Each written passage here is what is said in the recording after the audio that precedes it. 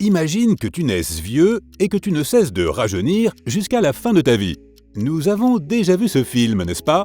Benjamin Button nous aura appris quelques précieuses leçons. En vieillissant, notre corps change. Nos habitudes, nos goûts, notre intelligence émotionnelle, tout cela s'altère avec le temps. Mais qu'est-ce que le vieillissement, au juste? Et comment se fait-il que tous les êtres vivants de la planète y soient soumis? Depuis que nous sommes tout petits, les gens nous demandent « Qu'est-ce que tu veux faire quand tu seras grand ?» Il est rare que l'on réponde « Vieux, je veux être vieux ». Pourtant, comme l'a dit Groucho Marx, vieillir, c'est quelque chose que l'on fait si l'on a de la chance. Imagine-toi dans 20 ans. À quoi penses-tu ressembler? Ton visage aura probablement quelques rides supplémentaires. Mais je parie que tu viens d'imaginer une tête semblable à celle de ton père ou de ta mère. Nous avons tendance à nous référer à nos géniteurs comme modèle de l'apparence que nous aurons en vieillissant. Pourtant, la génétique n'est responsable que de 30% du schéma suivi par notre vieillissement. La bonne nouvelle, c'est que nous ne sommes pas forcément garantis d'avoir les mêmes problèmes de santé ou la même forme physique que nos aïeux. Ce n'est qu'une idée reçue et tu as un réel contrôle sur la façon dont ton corps vieillit. Soyons clairs d'emblée, le vieillissement se produit au niveau cellulaire. Tu commences à vieillir dès ta naissance et tu continues à vieillir chaque jour de ta vie. Et oui, même pendant que tu regardes cette vidéo. Mais l'essentiel de ce qui nous fait vieillir est lié à nos interactions avec des facteurs externes. L'environnement dans lequel nous vivons, la nourriture que nous ingérons et nos habitudes physiques et cognitives. Tout cela joue un rôle. Maya peut peut-être nous aider à mieux comprendre cela. Elle est née en bonne santé, intelligente, curieuse et épanouie. Pendant son enfance et au début de sa vie d'adulte, Maya suit ce que l'on appelle une courbe de développement ascendante. Son cerveau et ses os se développent au maximum de leur potentiel. Notre cerveau évolue jusqu'à la vingtaine. Il est donc bon de le stimuler le plus possible afin de garantir son meilleur développement. C'est donc une bonne chose que Maya ait fait du bénévolat dans un refuge pour chiens depuis qu'elle est toute petite. Des études montrent que le fait de contribuer à la collectivité ralentit le déclin cognitif. En d'autres termes, le cerveau reste plus longtemps en bonne santé.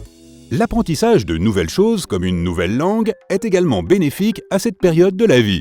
Il augmente les capacités de réflexion et l'acuité mentale et retarde le vieillissement du cerveau. Puis vient la trentaine. C'est censé être la période la plus faste de notre vie. Une décennie où les niveaux de bonheur sont censés s'accroître. Mais c'est aussi le moment où le métabolisme de Maya commence à diminuer de 2 à 3% tous les 10 ans.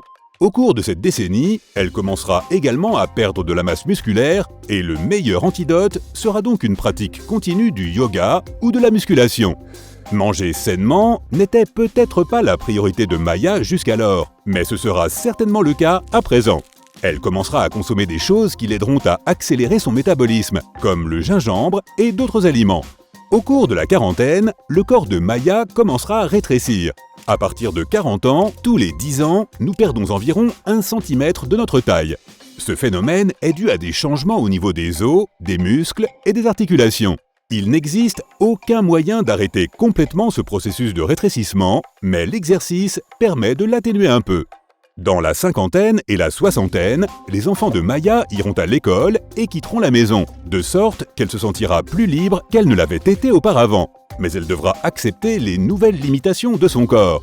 Sa vue et son ouïe seront altérées. Un tiers des Occidentaux âgés de 60 à 70 ans souffrent d'une perte d'audition. Mais elle peut utiliser des lunettes et des appareils auditifs lorsque cela s'avère enfin nécessaire. Sa peau aura perdu beaucoup de son élasticité, si bien que ses rides seront de plus en plus apparentes. Elle pourrait regretter tout le soleil qu'elle a pris en n'appliquant pas de crème solaire lorsqu'elle était plus jeune. Mais le bon côté des choses, c'est que Maya arbore désormais une chevelure argentée et que ça lui va super bien.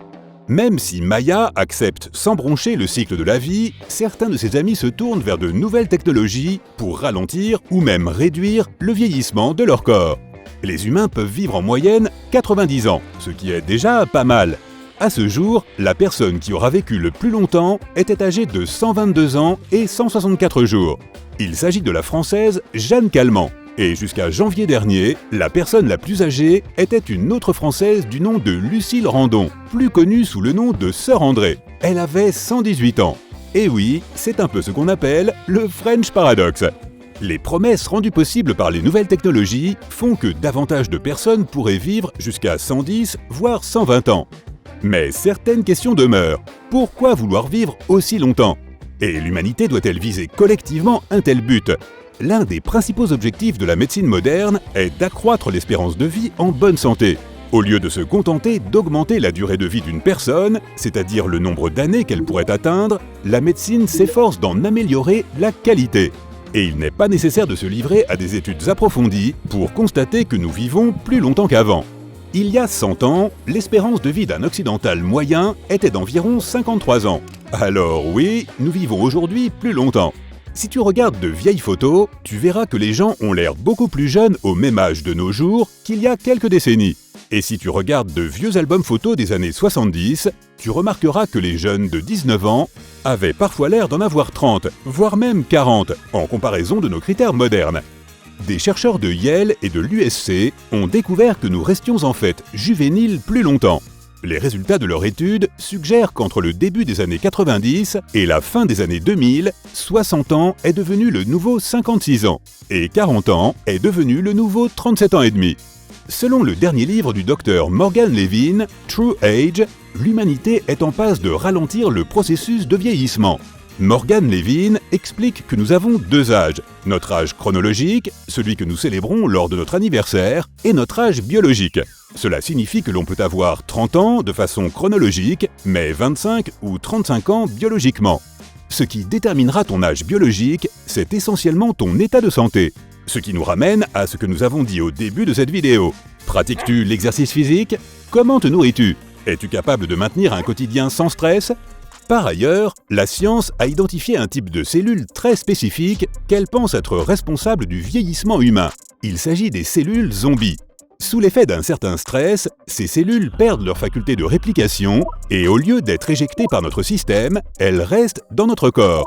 Elles ne se reproduisent pas et font vieillir notre corps de plus en plus. Certaines expériences scientifiques ont été menées qui ciblaient ces cellules zombies en essayant de les éliminer de l'organisme. Mais il n'a pas été prouvé à 100% que cela pouvait arrêter le vieillissement. Un autre pari moderne consiste à multiplier les cellules NAD+. Nos cellules sont constituées de centaines d'éléments. Toutes ces parties ont constamment besoin d'être détruites, nettoyées et reconstruites. Or, avec l'âge, ce processus perd de son efficacité.